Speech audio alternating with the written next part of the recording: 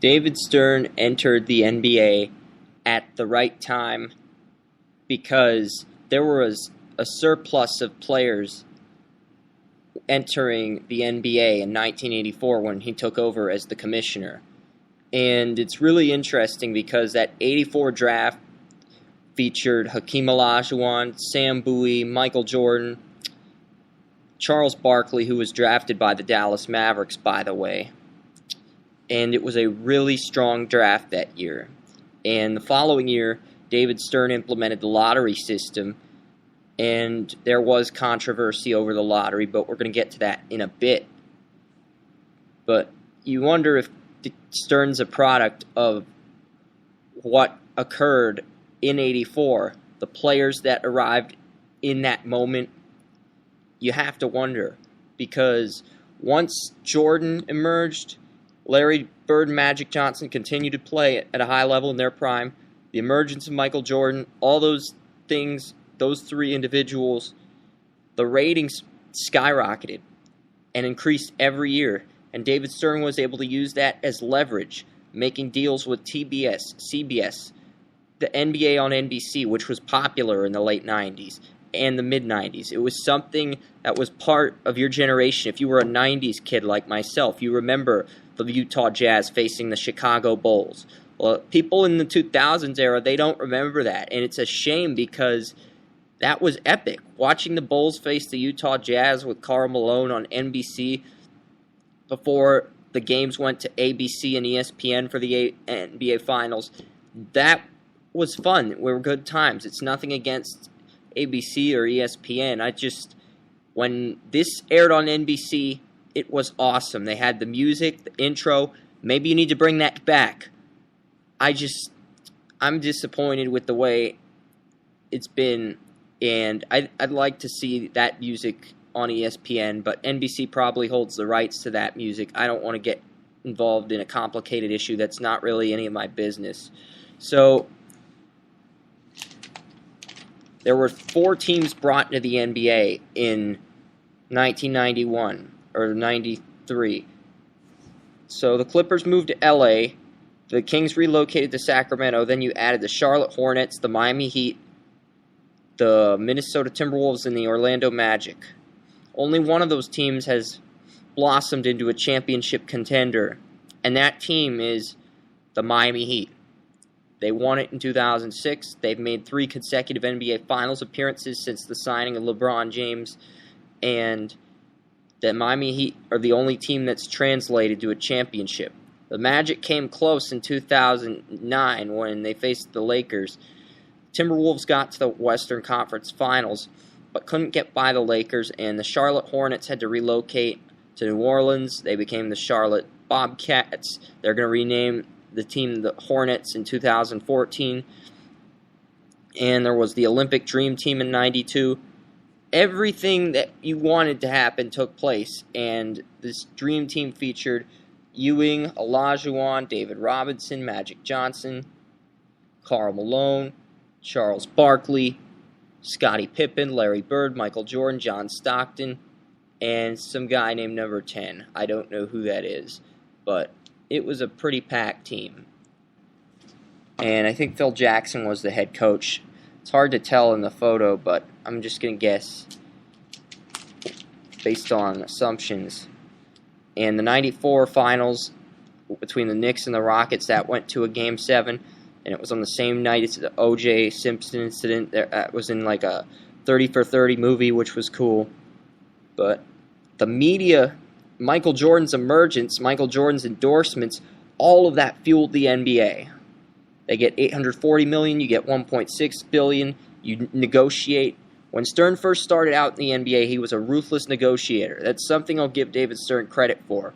But I think it was more the players entering the league at the right time than David Stern. Why am I talking about David Stern? It's very simple. For sport management, we have to read an article about David Stern's legacy, Sports Business Journal. Our sport management class requires us to read Sport Business Journal and comment on the article. So Draft Utopia is going to discuss David Stern's legacy because that's what we feel like doing And 99-2000, it says post-Jordan era and some troubled times. And there was the lockout after the Michael Jordan era, and Toronto and Vancouver added themselves to the league. Vancouver eventually relocated to Memphis, but after Michael Jordan left, the NBA took a turn for the worst. ABC signed with NBC, lost their NBA rights. Nothing against ABC, but it's like NBC, there was the brawl between the Pistons and the Pacers. The dress code, 19-year-olds had to enter the NBA draft. No more guys coming out of high school. I think the rules should be expanded to 20 if you're going to make players go after 1 year of college. But that's how the NBA wants to do it. They didn't want these players from high school being eligible for the draft, which is probably the one good thing since the post-Jordan era. And global value in terms of diversity is increased. You see more Asian Americans playing NBA overseas. You see guys from Portugal, Spain, Italy, France getting limited opportunities. Kobe Bryant grew up in Italy. Tony Parker grew up in France. And you see these guys getting opportunities despite playing overseas, despite going to colleges, or despite being in high schools in America. Kobe played near Philadelphia growing up. So you look at that, and that's part of why the NBA is what it is today. Getting the right players. LeBron James. You get the right players at the right time, and that's going to begin to dictate what happens.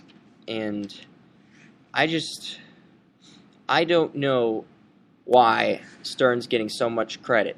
I mean, he was ahead of the game at the time, and he deserves props for that. And they created the NBA.com page in 1995, before NFL.com, before NHL, before MLB, which I think is really cool that Stern was ahead of the game at the time. But after Michael Jordan left, Stern, age caught up with David Stern, the league fell apart, the Tim Donaghy scandal has tarnished the NBA's image because people wonder if the Lakers won 3 championships due to the officials, much like the New England Patriots with Spygate. And there's that curiosity. You also look at the 85 draft. It looks like it was rigged with the bent envelope. And people say that mainly because Ewing went to a big market team with the New York Knicks. But Michael Jordan owning a team, and it stinks that there's all these scandals that question David Stern's integrity as a commissioner, because when Stern first started out, he did an excellent job. But once Michael Jordan left, the game fell apart. And because of these scandals, the brawl, the way the NBA's evolved, the commercials within the community in terms of what people think about rap music, that's not going to go away. Rap music's not going to go away. In fact, we're going to see more rap music in the NBA, whether people like it or not. It's just, this league was amazing in the early 90s and the late 80s. They had the right players at the right time, and we talked about how that dictated David Stern's ability to get things done. And Stern was a ruthless negotiator back then. The NBA got more exposure, more ratings, and in that aspect, David Stern did save the NBA. But it just feels like his legacy was tarnished after Jordan left, and there was the Donaghy scandal and all these things. And maybe that's the case. The game's never been the same since Michael Jordan left. Maybe that's what this should be about. But the whole article that I'm reading in Sport News magazine, Sports Business Journal, is about David Stern's legacy. And our teacher at Slippery Rock is doing a sport management class and requiring us to read Sport Business Journal. And there's these thank you David Stern for 30 amazing years. And because Stern's the commissioner, I guess the teams have to do this because they signed contracts. And the Lakers, the Celtics, the Chicago Bulls, American Express, all these partners of the NBA are facing these deals. And Stern helped end the NBA lockout in '99. He deserves credit for that after Jordan left. It just feels like there's all this controversy about the NBA the Labor Talks, the Magic, all these teams promoting Stern, Benson buying the Hornets and renaming them the New Orleans Pelicans, Pat Croce with the 96 NBA draft, he got Allen Iverson, and that changed the Sixers franchise, the dynamic. And we could keep talking about David Stern, but his legacy was dictated by the players that entered the league at that time. He had Gary Bettman as a wingman. He had Adam Silver as an NBA deputy commissioner in the mid-90s. He had guys that could get things done. He had a great supporting cast of people working under him in that era, in addition to having the players to generate the ratings. Gary Bettman worked with Stern before he became the NHL commissioner, and yet all of these other guys supporting Bettman and Stern. And you had the right players with Jordan, Olajuwon, Ewing.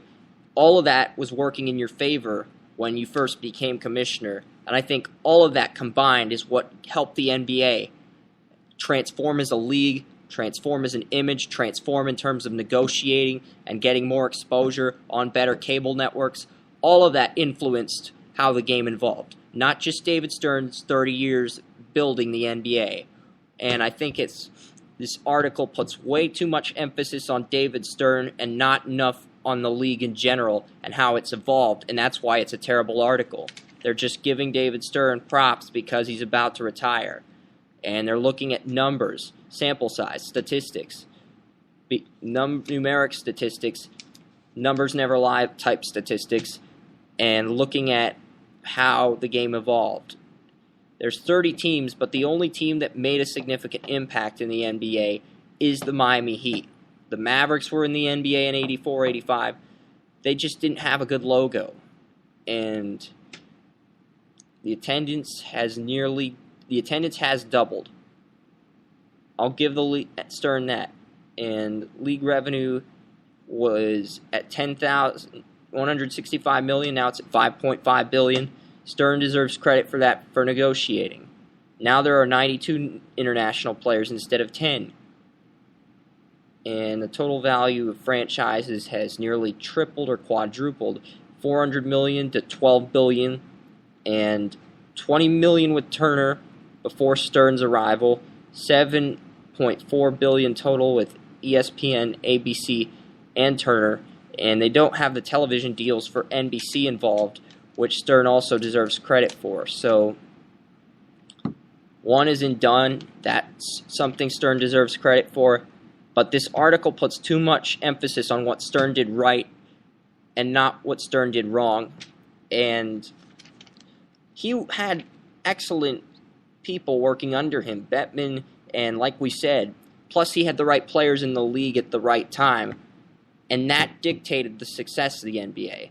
That dictated the ratings. Stern's ruthless negotiating dictated the way the league transformed. So it was a combination of Stern, the players, and the people working under him to help him leverage the NBA into a premier sport. And the NBA is going to still be a premier sport, even though I think it's mediocre compared to the NFL or the NHL, because people watch the NBA.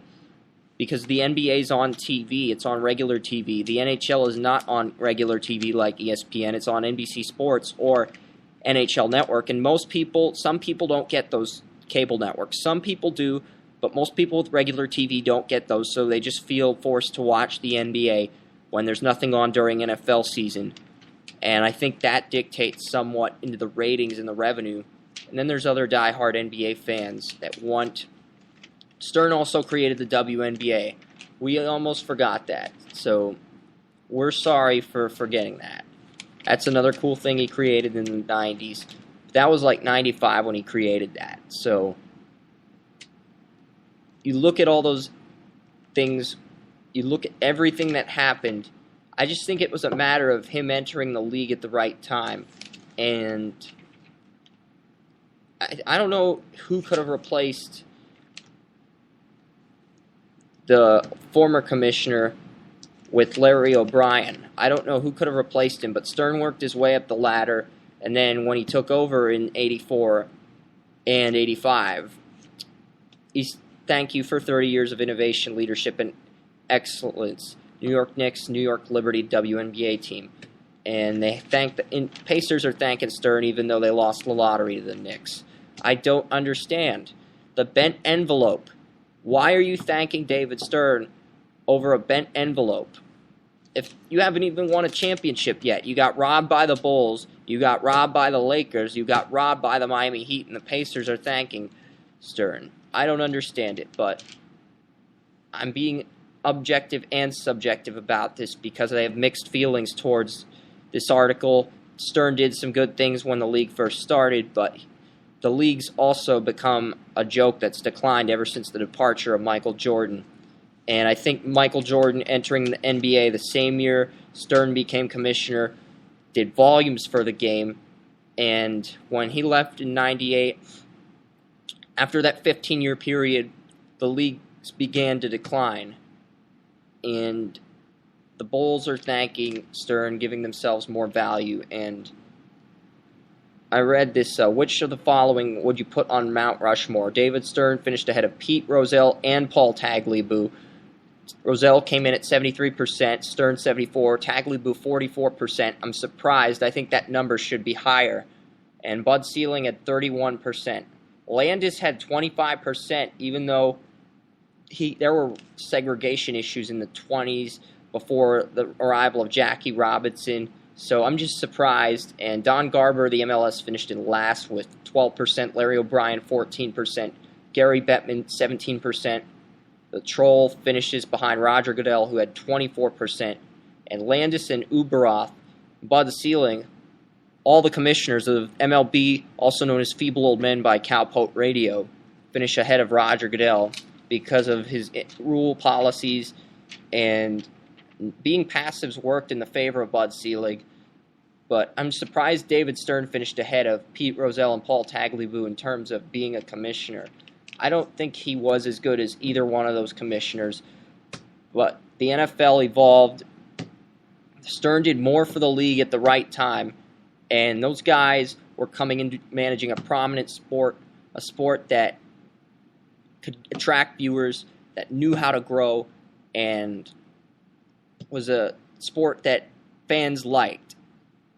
The NBA was on the brink of falling apart, and the NFL was going to grow whether Rozelle or Tagliabue was commissioner at the time. So you look at that and you examine the situation. You examine how the league played itself out. I give Stern a B-plus grade. I'm not going to give him an A grade because of what's happened in recent years. And many continue to question the officiating. I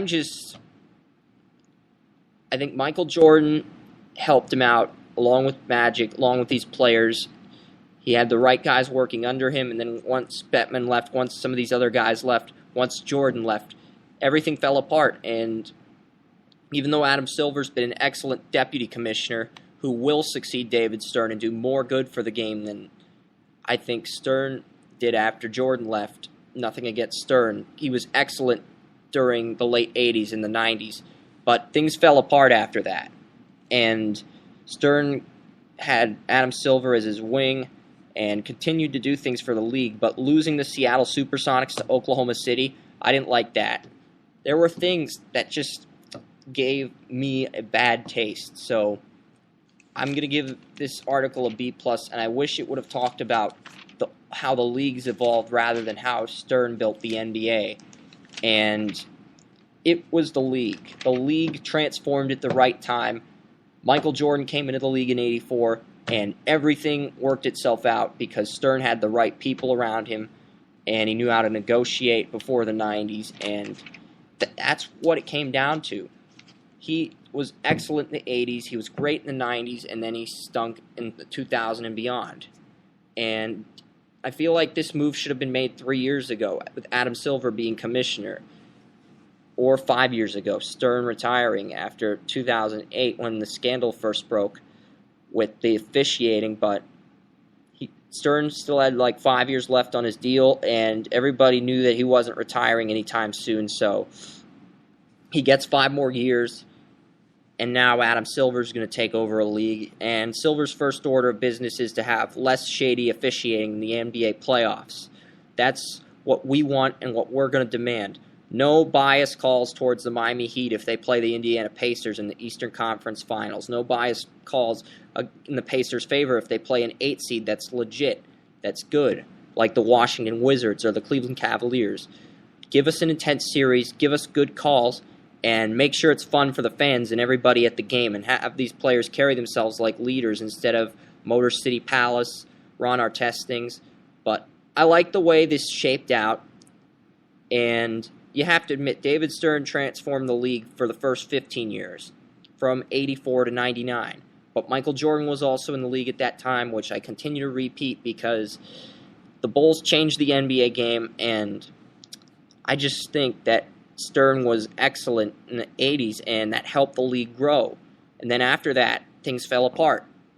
So this should be David Stern 15 years versus 15 years. Like 15 years then versus 15 years now. And it should have gone in depth with the good and the bad, but it just went in depth with the good and didn't mention enough about his setbacks or the controversy behind his reign as commissioner. So I don't think Sport Business Journal did a good job with this article at all. But they needed something to talk about, and you can go in depth with David Stern because he's a commissioner.